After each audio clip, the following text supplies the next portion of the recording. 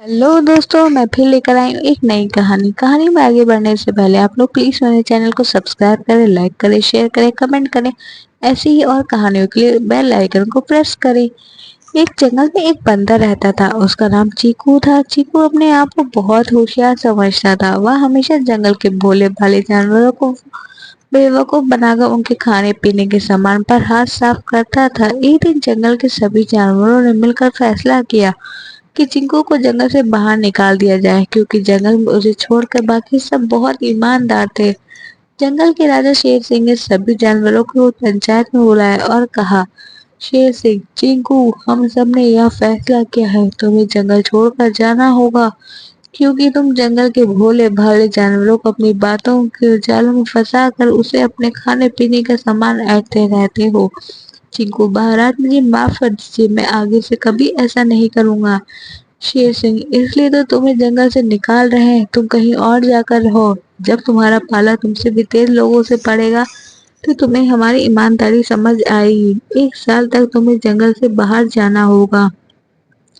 चिंकू चुपचाप अपनी सजा सुनता रहा। फिर वह बेमन से जंगल छोड़कर चला गया। शहर में ना तो पेड़ थे वहां से वह फल तोड़ कर खा सके, ना उसे पीने का पानी मिल रहा था।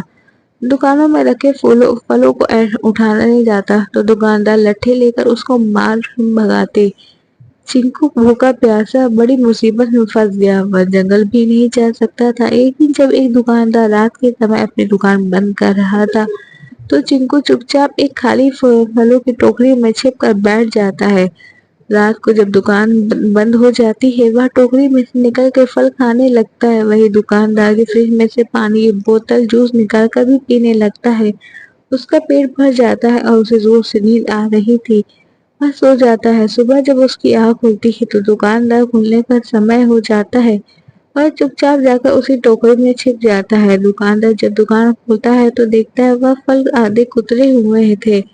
पानी की खाली बोतल और जूस की खाली डिब्बा पड़ा था। वह इधर उधर देखता है तो उसे टोकरी के बाहर चीकू की पूंछ दिख जाती है। वह चुपचाप एक मदारी को बुला लेता है। दुकानदार, देख भाई, ये बंदर मेरा बहुत नुकसान कर रहा है, तो उसे पकड़ कर ले जा। मदारी चिंकू को पकड़ लेता है और अपने साथ ले जाता है।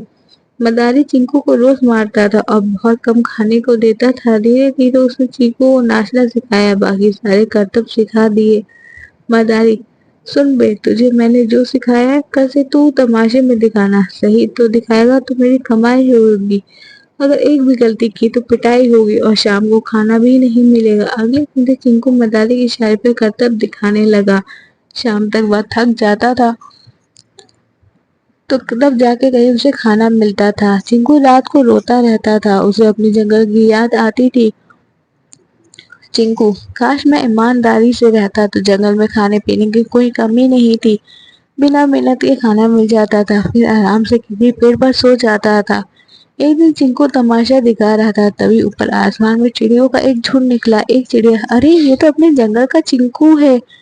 चिंकू भी उन्हें देख लेता है। चिड़िया, क्यों चिंकू भाई, क्या हाल? यह कहकर सारी चिड़िया हंसने लगती है। चिंकू, बहन, मैं बहुत मुसीबत में हूँ, तुम शेर सिंह से कहो मुझे माफ करके जंगल बुला ले, नहीं तो मैं मर जाऊंगा। चिड़िया को उस पर तरस आ जाता है।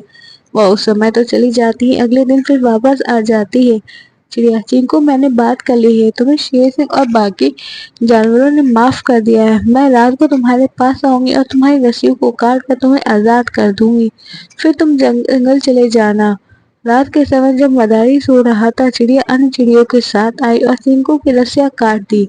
चिंकू वहां से चुपचाप बाहर आ जाता है, दौड़ता हुआ जंगल पहुंच गया। अगले दिन पंचायत में चिंकू ने पंचायत से सबसे माफी मांगी। वह सब ईमानदारी से जंगल में रहने लगे।